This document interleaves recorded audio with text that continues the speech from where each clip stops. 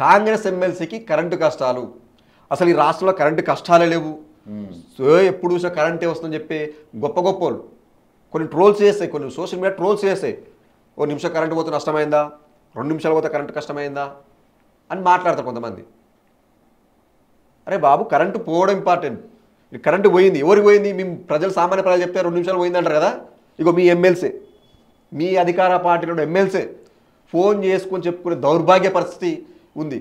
ఆ MLC phone చేసి అరగంట దాకా కరెంట్ రాలేదంట. చూపిద్దాం ఒకసారి చదివి. కాంగ్రెస్ ఎమ్మెల్సీకి కరెంటు కష్టాలు, ఎమ్మెల్సీ జీవన్ రెడ్డి తీవ్ర అసహనం. కాంగ్రెస్ పాలనలో కరెంటు కష్టాలపై ప్రతిపక్షాలు విమర్శిస్తే ఆ పార్టీ నాయకులు విరుచుకుపడుతున్నారు. ఇప్పుడు సాక్షాత్ సొంత పార్టీ ఎమ్మెల్సీకే కరెంటు కష్టాలు తప్పలేదు. ఓ సభలో ఎమ్మెల్సీ జీవన్ రెడ్డి పాల్గొనగా కరెంటు కట్ అయింది. దీంతో తీవ్ర అసహనానికి గురయ్యారు. పలుమార్లు అధికారులకు ఫోన్ చేసినా ఫలితం లేకుండా పోయింది. చివరకు అరగంట తర్వాత కరెంటు వచ్చింది. కనీస సదుపాయాలు చూసుకోరా అంటూ సభకు వచ్చిన నేతలు, కార్యకర్తలు వ్యాఖ్యానించడం వినపడింది. జనరేటర్ అయినా పెట్టుకోవాలి కదా అంటూ పలువురు గుసగుసలాడారు. ప్రస్తుతం ఈ వీడియో నెట్టింట వైరల్ అవుతుంది. మీకు ఈ వీడియో కూడా చూపించే ప్రయత్నం చేస్తా. ఏంటంటే ఏం జరిగింది, అసలు ఆయన ఏం మాట్లాడింది కూడా మీకు ఒక్కసారి చూపిస్తా. అంటే మీరు ఎమ్మెల్సీ కాబట్టి ఆయనకు ఫోన్ చేసుకుని చెప్పుకురు. మీరు ఫోన్ చేస్తేనే అరగంట దాకా దిక్కు దివాన లేదు కరెంట్. అక్కడ అరగంట దాకా దిక్కు దివాన లేదు కరెంటు. ఒకసారి చూడండి, మైక్ పెట్టి వస్తుంది అక్కడ. కళ్యాణ లక్ష్మి చెట్ల పంపిణీ ఉంది ఇక్కడ.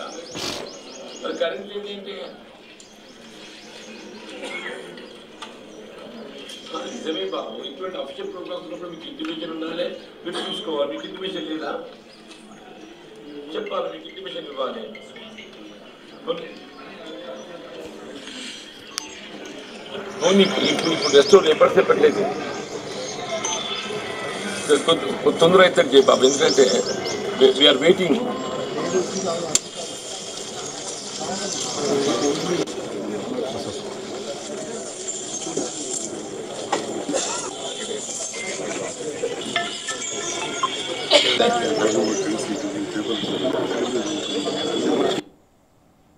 మళ్ళీ ఒక్కసారి వినండి మిత్రులారా, ఒకసారి మళ్ళీ జీవన్ రెడ్డి గారు ఏం చెప్తారు వినండి స్పష్టంగా. ఒక ఎమ్మెల్సీకి బతిమలాడుకునే పరిస్థితి. ఏమైనా అయ్యా కరెంట్ ఇయ్యని ఆయన జర, మాకు ఇక్కడ అఫీషియల్ ప్రోగ్రామ్ ఉంది, మాకు మీరు కరెంట్ ఇవ్వకపోతే ఎట్లా, మీరు కళ్యాణ లక్ష్మి చెక్కులు పంపిణీ చేసుకోవాలి, ఇక్కడ మా ఇజ్జ పోతాటుంది, ప్రజల ముందు పోతుందని చెప్పేసి ఆయన అడుక్కునే పరిస్థితి ఉంది. ఒక్కసారి మళ్ళొకసారి వినండి. కళ్యాణ లక్ష్మి చెట్ల పంపిణీ ఉంది ఇక్కడ. మరి కరెంట్ లేదేంటి? నిజమే బాబు, ఇటువంటి అఫీషియల్ ప్రోగ్రామ్స్ ఉన్నప్పుడు మీకు ఇంటిమేషన్ ఉండాలి, మీరు చూసుకోవాలి. మీకు ఇంటిమేషన్ లేదా చెప్పాలి, మీకు ఇంటిమేషన్ ఇవ్వాలి. ఇప్పుడు రెస్టారెంట్ ఎప్పటి చెప్పట్లేదు, తొందర అయితే చేయ బాబు, ఎందుకంటే వీఆర్ వెయిటింగ్.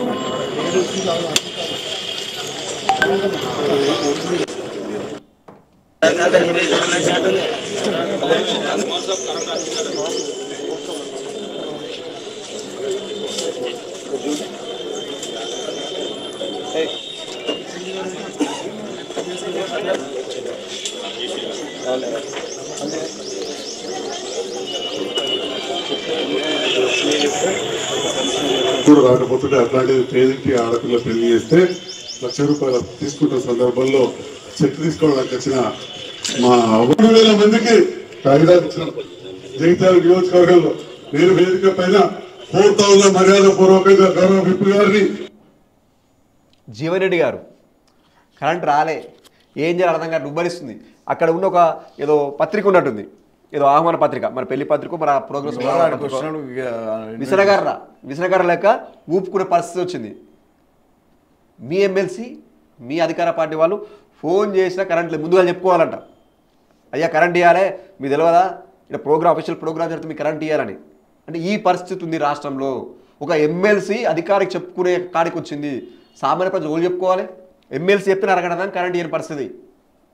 ఇప్పుడైనా కన్ను తెరవండి కాంగ్రెస్ నేతలారా, తెరిచి ఈ కన్ను తీసేసి మీ పచ్చకన్ను పక్కన పెట్టేసేసి నిజంగా చూడండి, ఈ తెలంగాణ కండతో చూడండి, అప్పుడు మీకు కనపడుతుంది నిజంగా ఈ రాష్ట్రంలో కరెంటు సమస్య ఉందా లేదా, ఈ నీళ్ళ సమస్య ఉందా లేదా అని మీకు అర్థమైంది. ఇది చూసాడు మీకు అర్థం కావట్లేదా? ఇది మార్ఫింగ్ కాదు, మీరు చెప్పిన మాటలు కావు. ఇది ఇట్లా కూడా అంటారేమో, ఇదంతా మార్ఫింగు ఏవేటి చేసినేమో అంటారు రేపు. ఇప్పుడు స్థానికంగా అడిగి అడుగురు లేకపోతే తెలుస్తుంది. ఇది చూడండి జర. మొన్న కళ్యాణ లక్ష్మి ఇచ్చినప్పుడు జీవన్ రెడ్డి గారు వచ్చారు కదా, ఆ రోజు కరెంట్ ఉందా, ఎంతసేపు వెయిట్ చేసారు అనేది స్థానికంగా ఉన్న అక్కడ ప్రజలను పోయి అడిగితే తెలుస్తుంది. ఇది ఆయన పరిస్థితి, ఇట్లా ఊపుకునే పరిస్థితి వచ్చింది కరెంట్ లేక.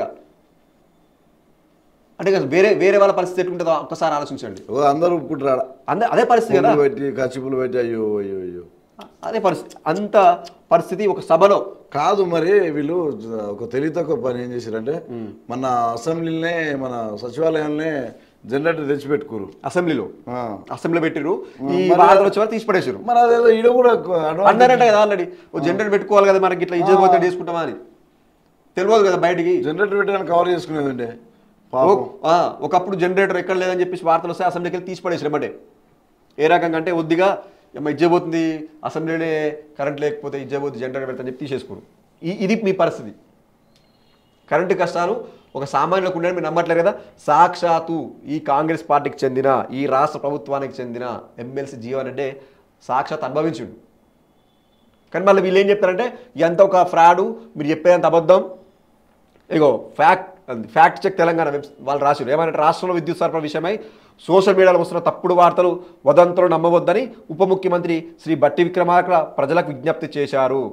2023 డిసెంబర్ నుంచి 2024 జనవరి నెలల్లో గతంలో కంటే ఎక్కువ విద్యుత్ సరఫరా జరిగిందని వివరించారు. అది సార్ కొంచెం పొరపాటు పడి కొంచెం మిస్టేక్ చేసినట్టు నాకు అనిపించింది. అది సరఫరా కాదు సార్, నాకు తెలిసి ఆగిపోవడం. డిసెంబర్ 2023 నుంచి జనవరి 2024 నెలలో గతంలో కంటే ఎక్కువ విద్యుత్తు కట్ అయిపోయింది, ఆగిపోయిందని చెప్పాల్సింది సరఫరా అయిపోయిందని చెప్పినట్టుంది. అంతే, వేరే ఏం లేదు. సాక్షాత్ మీ మీ మీ ఎమ్మెల్సీ గారికే కదా కనపడుతుంది. ఇది సోషల్ మీడియాలో వచ్చే తప్పుడు ప్రచారం కాదు సార్, సాక్షాత్ మీ ఎమ్మెల్సీ జరిగిన ఘటన. అది మీ సాక్షాత్ మీ ఎమ్మెల్సీ జరిగిన ఘటన. ఇక తప్పట్లేదు, ఆయనకి ఏం చేయాలి ఇప్పుడు? పంపించాలి బట్టి సార్ వీడియో పంపిస్తే వస్తాయి, వాళ్ళకి వస్తాయి, కానీ ప్రజలను తప్పుగా పట్టేయాలి. ఇప్పుడు ప్రతి ఒక్కరు చూస్తారా ఫోన్లో పట్టుకొని అందరికీ అవపడతాయా? వాళ్ళకి అవపడేది ఏదో అవపడుతుంటుంది. నెక్స్ట్ ఇప్పుడు ఈయన వస్తాడుగా దేనికి, ముఖ్యమంత్రి, మూడో ముఖ్యమంత్రి. అయ్యో ఇప్పుడు ఇంకా చెప్పాలి, దాని మీద గమ్మత్తుకుంటుంది. రేపు ఈ గుంపు మేసి మొత్తం గుంపు తీసుకొని పోయి బీజేపీ చేరితే బీజేపీలు అవుతారు, వీళ్ళు కాపాడుకోకపోతే ఆగిపోతారు. ఆయన పైన అవుతుంది మూడో ముఖ్యమంత్రి తెలంగాణకు బట్టిగారే అంటారా? సరే కావాలని ఆశిద్దాం. సో ఇది రాష్ట్రంలో కాంగ్రెస్ పార్టీలో వచ్చిన కరెంటు కష్టాలు. ఈ సభలకే కాదు, అందరికీ ఇదే పరిస్థితి ఉంది.